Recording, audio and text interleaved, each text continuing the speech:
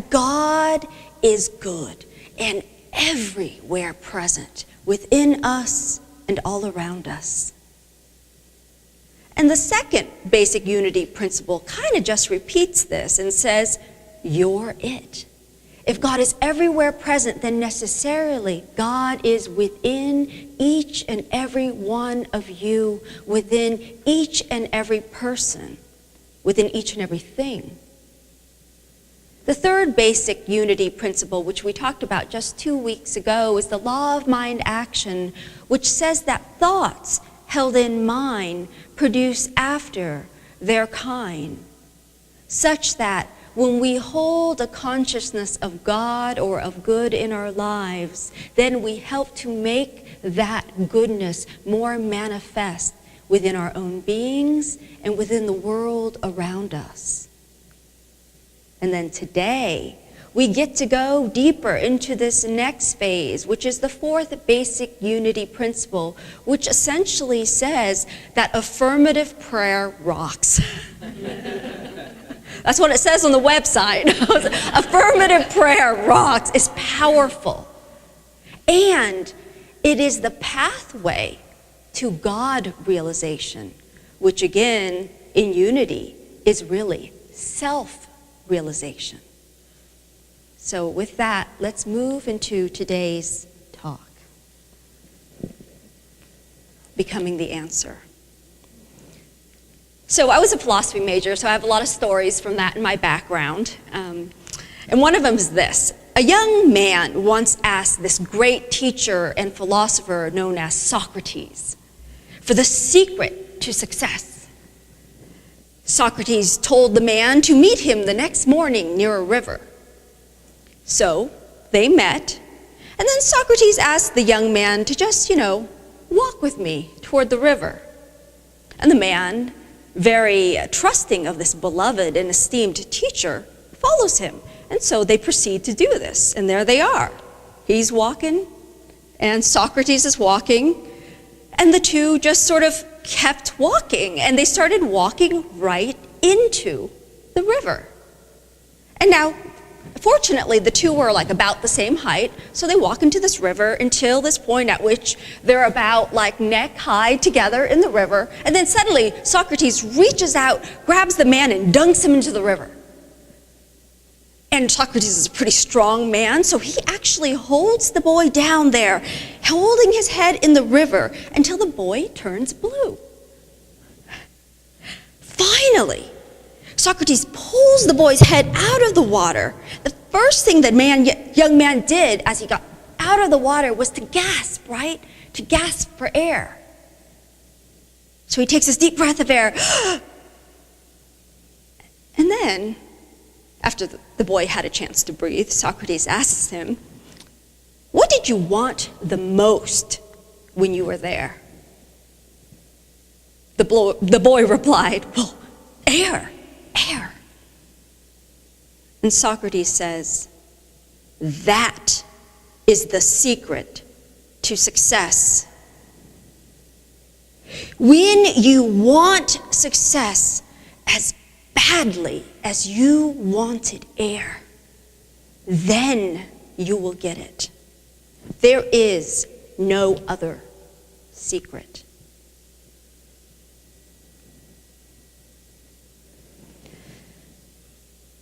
Now, fortunately, teaching methods have changed over the years.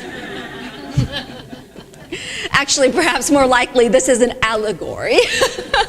But whether this is actually a factual story about Socrates or an allegorical account, what I find is a universal lesson, a truth that is shared here that is relevant to us here today, and it's this.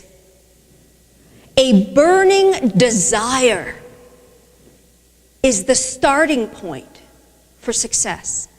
A burning desire is the starting point for success.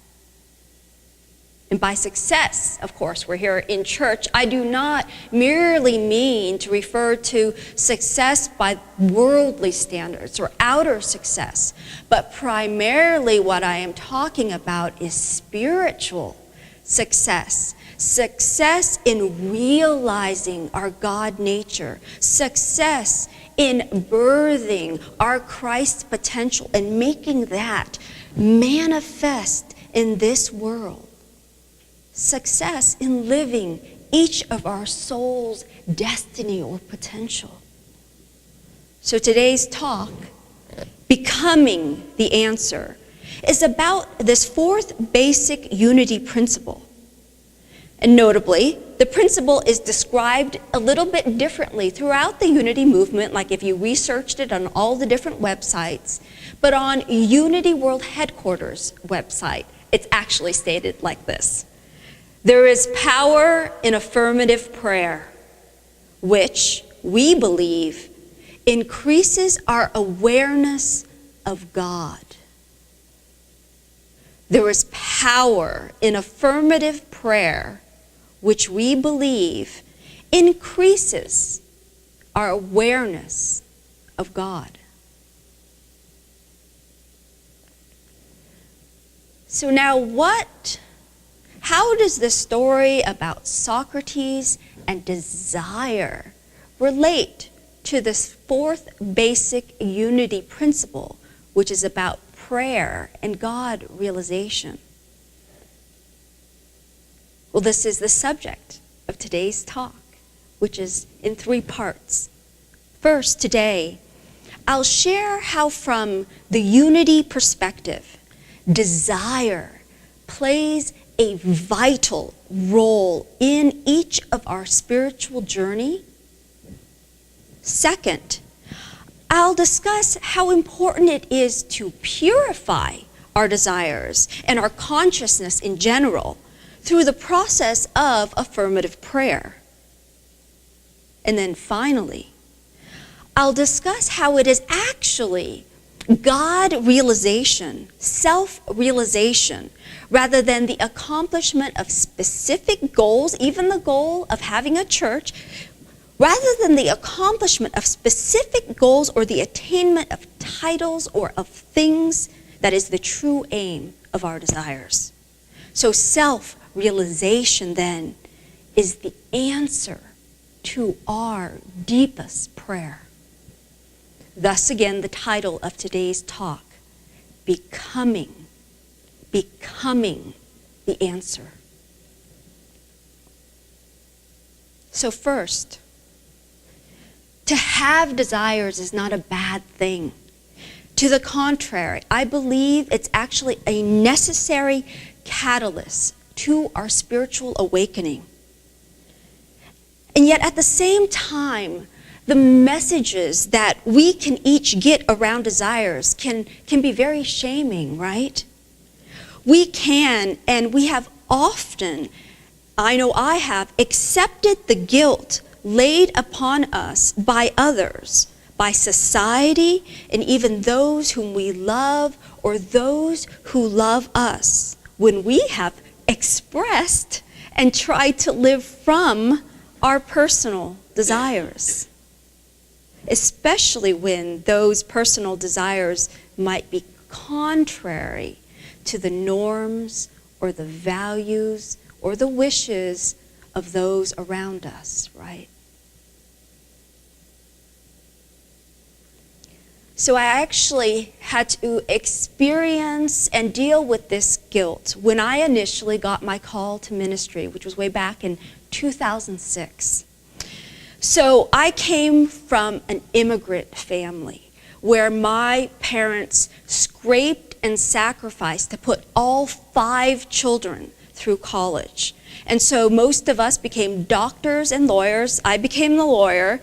And so here I had this profitable, lucrative legal career. And so at the point when I got my call to ministry, though from my church's perspective, and from maybe even the world's perspective, it was a very unselfish act to pursue my call to ministry.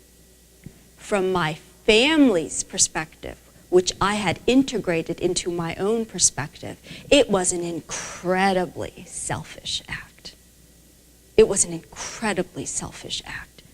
It's self-indulgent, actually, because here I was now in a position to become a, quote, poor student again, while my siblings were making money, and not just spending it greedily, but spending it to help take care of my parents and my aging grandparents.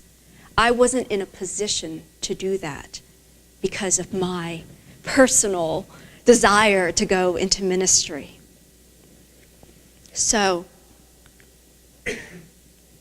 basically, frankly, at that time, I know that I would have not pursued this amazing, phenomenal path of ministry if that desire had not burned in me as fervently and as passionately as that boy's desire for air. I was at the point where I felt like I would die if I did not do this. That doing what I did would be like a slow living death for me. And so my movement toward ministry was a movement to breathe and to live.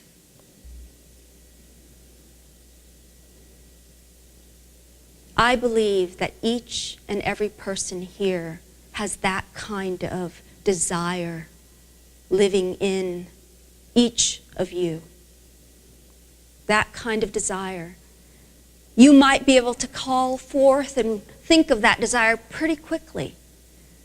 Others of you might have squenched that flame so far down that there's this just bare glimmer of what you used to want.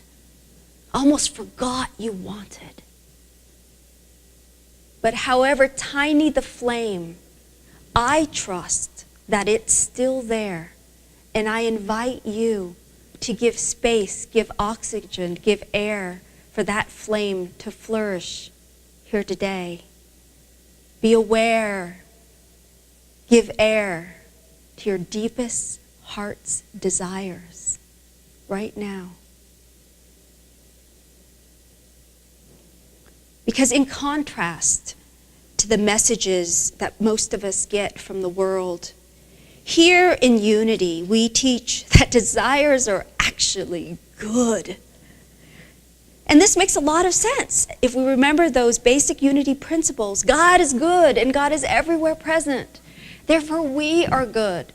Therefore, what we desire, what we naturally desire, is inherently good. So again, this is not even just saying that, oh, your desires are not bad, but we're actually saying your desires are affirmatively good, positively good. As Charles Fillmore, co-founder of the Unity movement, wrote in this book, Dynamics for Living, deep desire is essential for spiritual growth. It is the onward impulse of the ever-evolving soul. It is through our desires, then, that we have awareness and seek out the expression of our true Christ nature. And not only are our desires good, but they also are reflective of how the universe, how all of life is seeking to uniquely express through each and every one of us. I loved it when I learned that the word desire, in terms of the etymology, it comes from the Latin word desiderare. I'm not sure if I'm pronouncing it right, but I know the meaning. It means from the stars. From the stars.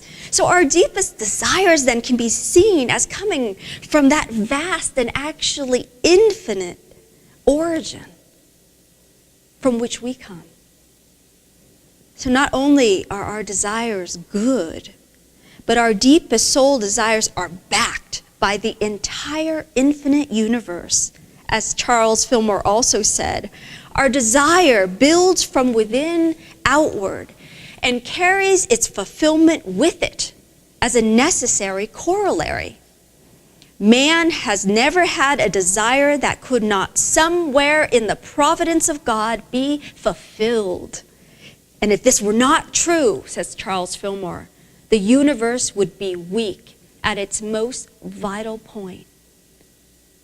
To me, this must be true in a beneficent universe, that which is planted in our hearts are possible.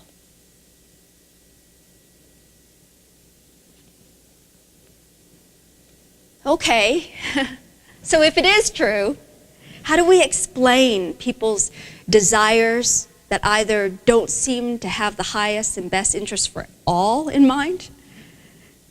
Or how do we explain desires of our own or of others that we've known that aren't seeming to get fulfilled? Ones that haven't gotten fulfilled in say, another person's lifetime. How do we explain that? This leads to my second point for today. I believe that it's necessary to purify our desires. That is to say, to purify our consciousness in general through the process of prayer, and specifically of affirmative prayer. And on that note, I want to say that in Unity here, especially if you're new to Unity, we teach affirmative prayer, but we don't say that is the one and only way to pray. We teach it because the practitioners of this prayer have found it to be the most effective way to pray. But we don't dishonor all paths of prayer. So going back to my call to ministry way back in 2006. So I didn't actually get to school, ministerial school, until 2012, the fall of 2012. And if you guys know me already, you know historically I'm an overachiever. Usually I do things faster than most people. And so 6 years is an awful long time, right? So what's happening? Well, only on reflection, I can't say that I really knew this all the time that it was happening, but I invite you to consider this so that you can know it when it's happening, is that it took me that number of years to actually transform my own consciousness, such that before I even got here, before I even arrived at ministerial school, I was the kind of person who had the compassion, the empathy, the inner strength to minister to others, right? So, back then, I began practicing affirmative prayer even before 2006, like 2005. And I would affirm things like, I am love. I am wisdom.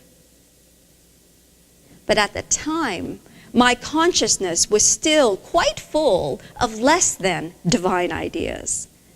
It had different ideas about the spaciousness of love. It might have had ideas that love was very specialized, in fact, and depended only on my meeting certain conditions of the world, right? It might have specialized love in the sense of believing it was attached to a particular person that I wasn't going to let go of. Or there might have been beliefs in my consciousness that I was simply not worthy of my good, that I was simply not worthy of being happy, and that I was certainly not worthy of being a minister. My consciousness had to go through the purification process of letting go of those false beliefs so I could come into the knowing of my true God, my true divine nature. I guess in short, you could say that in those years, I had to become a minister on the inside before I could become one on the outside.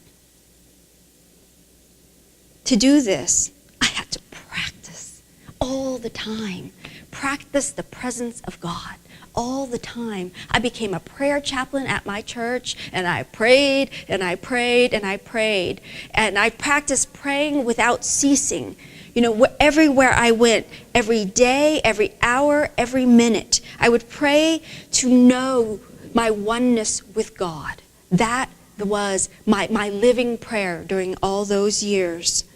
And I want to say another thing about affirmative prayer, for those of you, again, who might be relatively new to it. Reverend Ellen Davenport, in her book About the Five Principles, says this: prayer is the time we take to focus to align ourselves in oneness with the divine, and affirm that whatever we need, love, wisdom, etc., whatever we need is already ours. In us, as us, through us, over us, around us.